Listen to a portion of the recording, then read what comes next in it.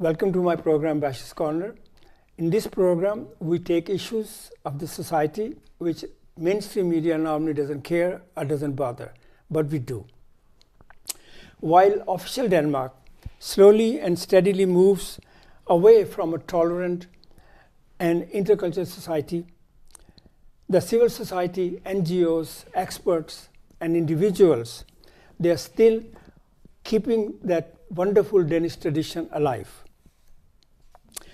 The issue of integration, the utilization of talents of ethnic minorities, and providing an alternative to create an inclusive society. And my guest today is one such passionate person.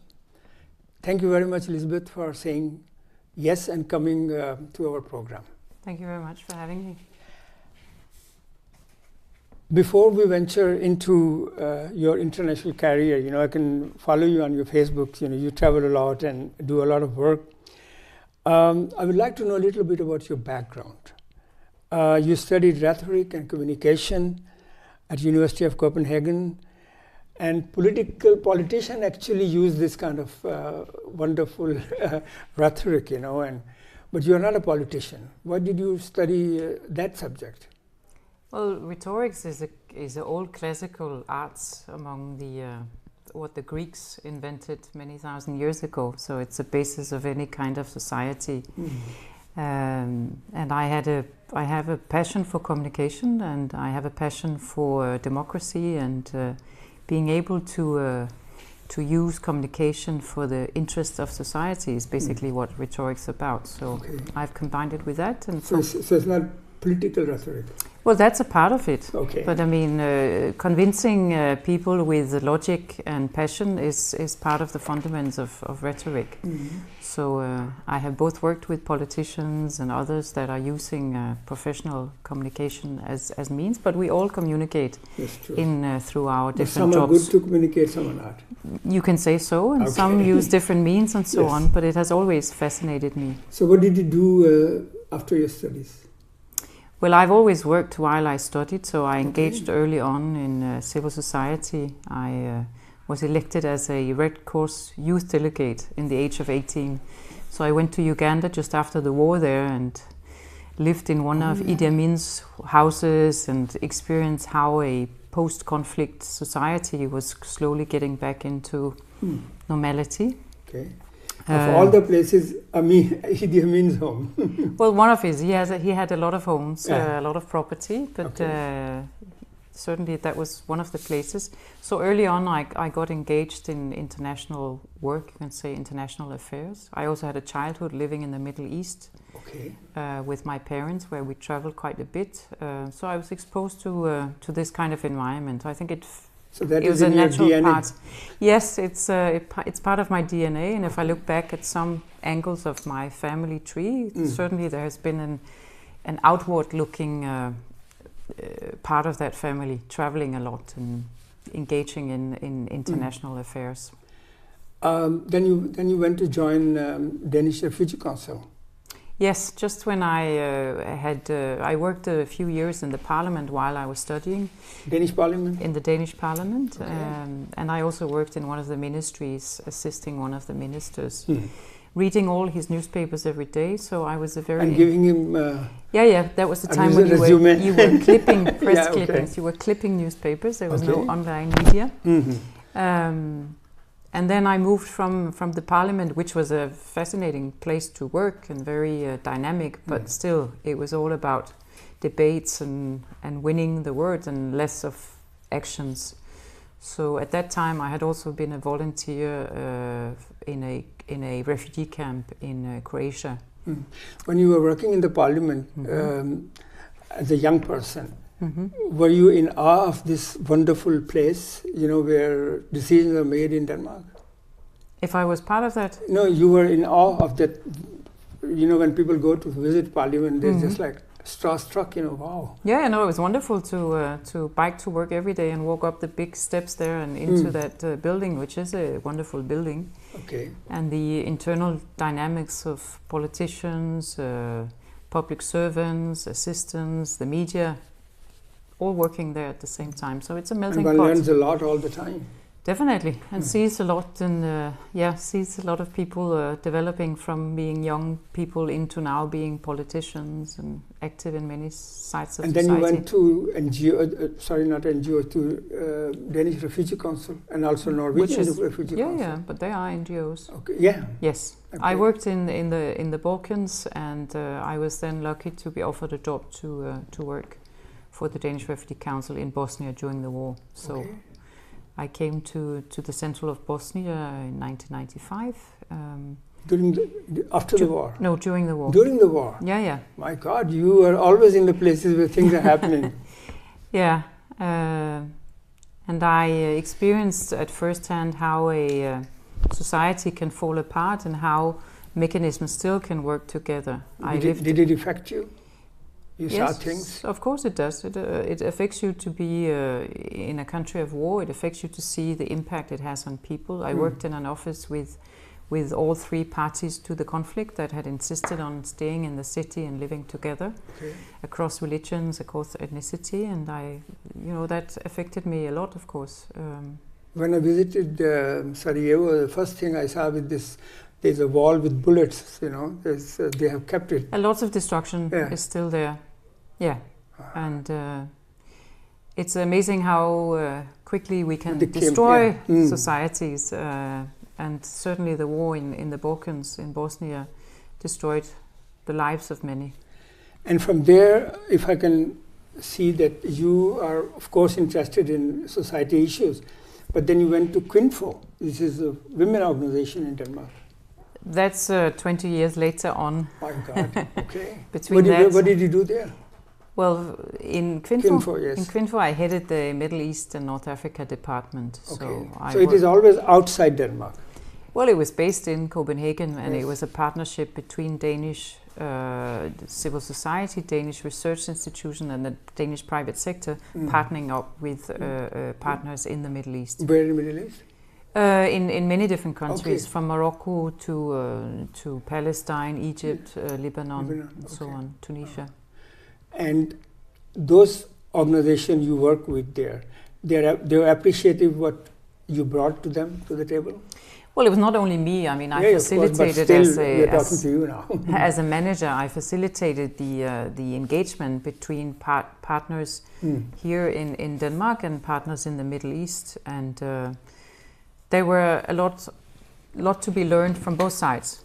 I think people sometimes have an understanding that we go out to give our knowledge to others, but certainly a lot of Danish partners understood that there was a lot for them to learn as well. So I think that was an important point. That was actually my next question. You read my mind, because I wanted to ask you, when I speak with people from Middle East, I come from myself from Pakistan, so I can relate to that, some of the people in the Middle East and in the developing world, and in Africa, they are resentful when white people come to them and say, hey, I want to teach you this, instead of saying, let's sit down on a table and see what we can help each other. Did you have this kind of feeling sometime when you were there? Well, I certainly saw it happening all the time with perhaps people who have not traveled that much. I've traveled and lived abroad for many years, so I am more acquainted to that we all can learn from each other. Where some maybe Danish organizations and institutions were not that exposed to working internationally. So sometimes a bit clumsy, you can say. Sometimes it created some... But the intention should be there. The intentions was well, but sometimes the meeting between different cultures can be a bit difficult. But so most people from the Middle East are very polite, and they will... they will... Even they disagree, they are polite. Yes, that's a normal hospitality that I've met in most countries. But besides hospitality, what is the biggest hurdle in this kind of work when somebody goes from Denmark to Middle East or in other places? What kind of hurdle you can feel or you can experience there? Well, I think it's the lack of knowledge on both sides can be there. Information, ignorance, lack of education, lack of understanding that we have. Arrogance. Certainly commonalities. But having lived abroad and traveled in more than 60 countries around the world, I know and understand and respect that I can learn from everyone I meet. And I have had deep conversations with people who have less education and less exposure to life than I have been lucky to have, but I have learned a lot from them. Experience. In Middle East, it is assumed in Denmark and in Europe that in Middle East, feminism and feminist movements doesn't exist. Is it true? No, not really. There are lots of initiatives, and in some countries more than others. But women have always tried to organize themselves. But of course, you have societies that have been more dominated by men than in this part of the world. So some of them have struggled really hard, and there is now a generation change, you can say, among those generations that... In the Middle East? Yes, but globally as well. But those women that fought in the 60s and 70s and 80s to the young generation now of women who approach feminism and society in somewhat a different way. Some engage very active in society, in the social media, some go through business, and some are embracing religion as part of their feminist development. For some of the older generation, that is somewhat of a clash, you can say, between secular and more religious groups of women. It's interesting you say, because I have also seen the first generation were more secular. They were very different, and now the younger generation, which is more educated than their parents, they're turning to religion. Why is this so? Well, I think we go in waves in society, and in some of the societies in the Middle East, religion has been banned or suppressed. So it's also a way of showing your freedom of expression is to embrace religion and use them as a statement. So for some, it's just integrated in their culture that religion is important to them. But you know, I think it's important to listen to what people say and not how they look, and that's what some reactions have even here in Denmark. If you can read that a woman wears a scarf, she must be, you know, very religious or oppressed. But that's not the case. What I have met either here or in the world. And you have also been working with the United Nations. Yes, I've been working with the UN. The impression is it's a very bureaucratic establishment, and now the new American administration, they want to cut down on United Nations. Do you think United Nations plays any part in all the development in the world, or should it play any part? I think it's immensely important. I'm a big fan of the UN, but I'm also a big criticizer of the UN. Okay. And that's because I think it's such an important institution. It is immensely huge. It is extremely bureaucratic. It has administration that is not effective. And it has been governed in a some way old-fashioned managerial way. So the UN needs to reform as many other institutions. And let's hope that the new Secretary General, I've been following that process quite closely. Yes. I worked in New York while they were changing and discussing in the General Assembly about and the Security Council about the new Secretary General. So let's hope that Guterres, the new Secretary General, will be able to push this agenda of renewing the UN. When we look globally at all the challenges we have on climate change, on displacement of people, on conflicts and so on, we certainly need a strong UN. I met him twice actually when he was PM, and funny thing is that what I experience is whatever he says, he does. You know, it's not only words, you know, he's a very practical person also. So maybe it will be a good thing for United Nations. Well, he's a very passionate, passionate politician, and he has done well. You can argue working for the High Commissioner for Refugees, as he's done for 10 years.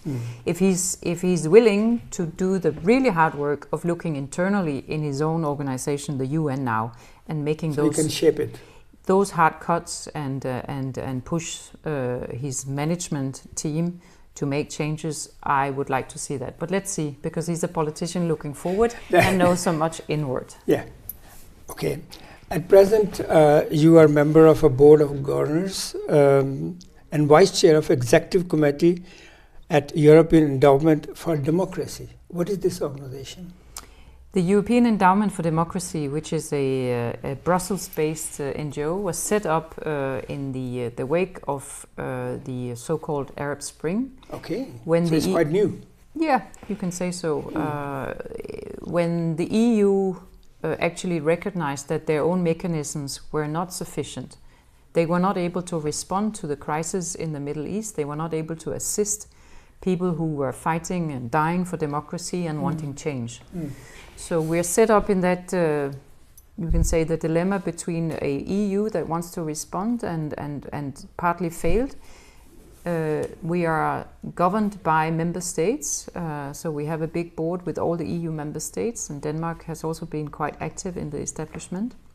And also European Union Commission is also in? And the Commission, definitely. So we get funding from different member states, and we try to support initiatives in countries of transition and supporting pluralism, free media, democracy, cultural project, democracy as such in a very broad sense. And we do that in EU neighborhood countries, plus the neighbors of the neighbors, so gradually expanding into quite a number of countries, and thereby working also quite a bit with the Middle East. Talking about democracy, EED says that its basic job is to support democracy. What exactly do you support then?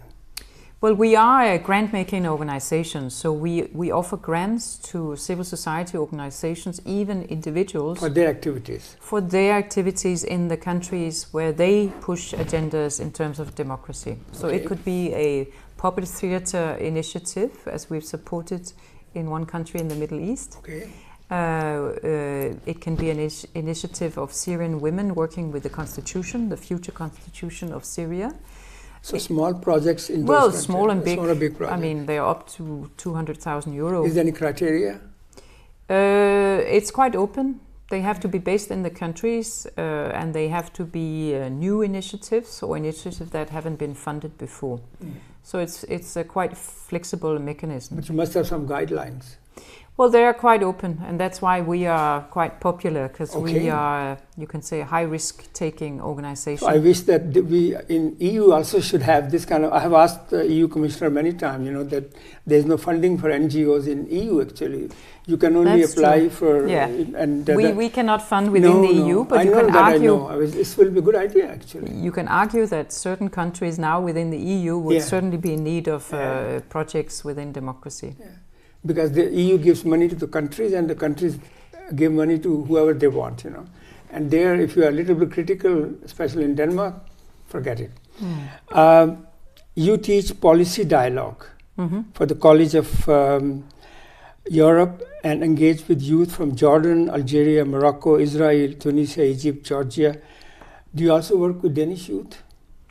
Yes, I do some I use them too in your work?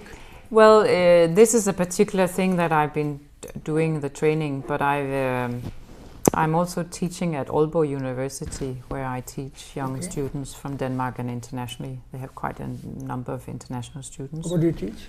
I teach at their global refugee studies. Okay. So I also to do with refugees and humanitarian issues and the UN and so on. So in that way I try to share my knowledge with the younger generation, and I've been trying to, through different initiatives of supporting young people in coaching or mentoring them in terms of their career.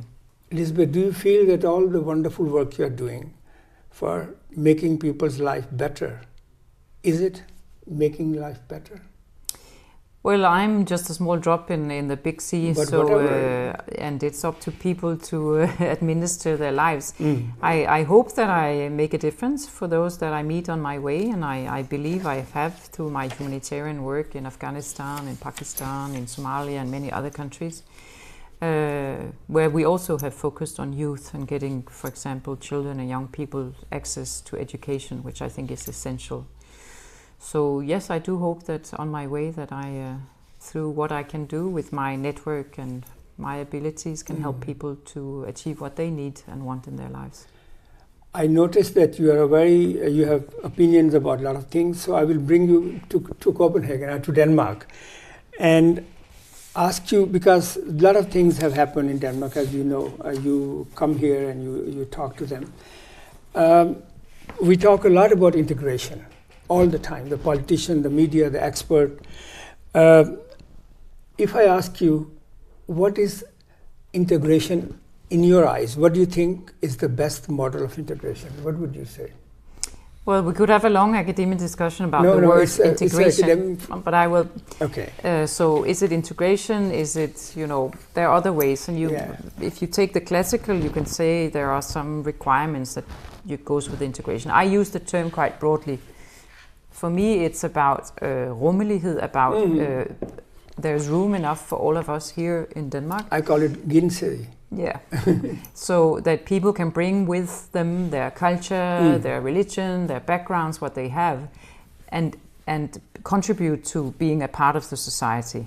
So it's more about inclusion than fitting in for me. So how much labor market situation, how much a job plays a part in somebody's life to be integrated in society? I think it's super essential. I think and when I talk to asylum seekers and refugees, not only in Denmark, but everywhere in the world, what they want is, of course, to make an income and a living to provide for their own family. It's part of everyone's dignity and dignified life is to be able to earn your own living.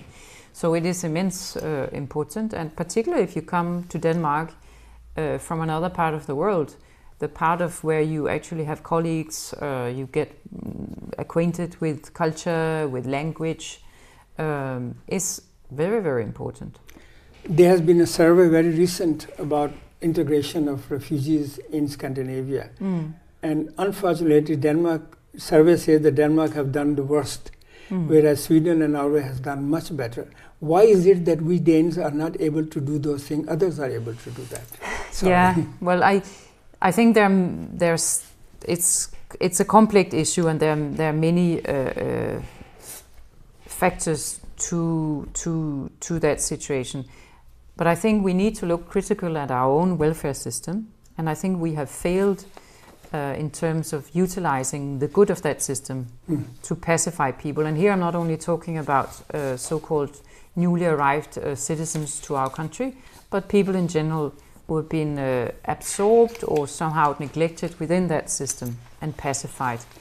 So all the good that we have in a welfare system where it's supposed to support the most vulnerable and give them, we have also pacified people. Just giving them help.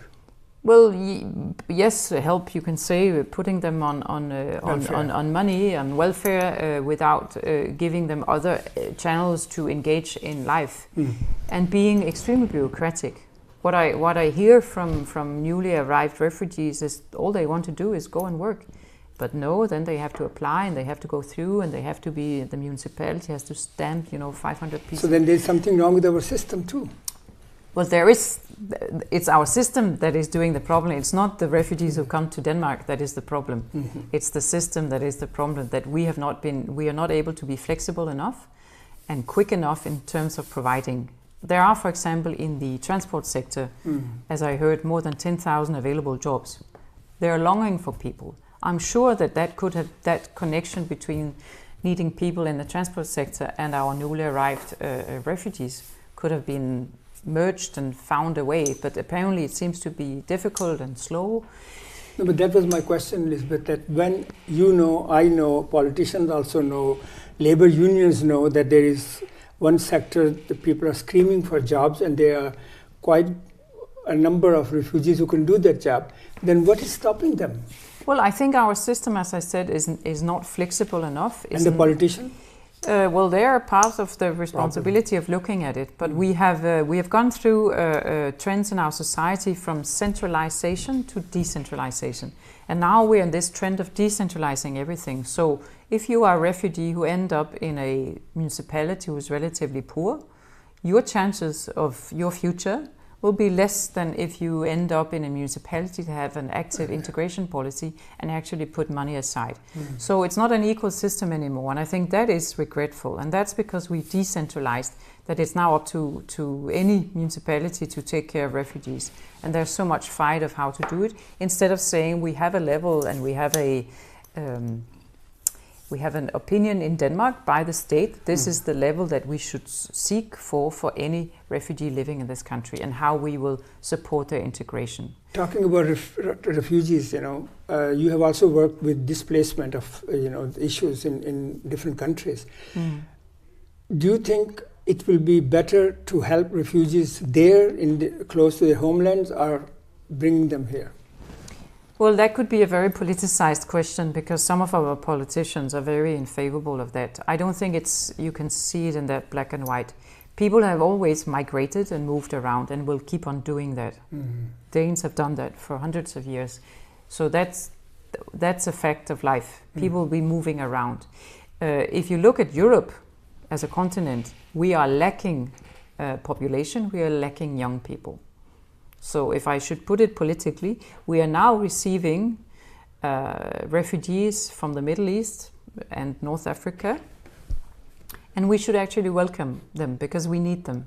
If you look at our demography... so they can help to produce more children? Yeah, exactly. We need young people in this country. And Thank you. Thank you very much. But just to say, take it from a more economic point of view. Set aside the feelings if you're for or against so-called foreigners coming here.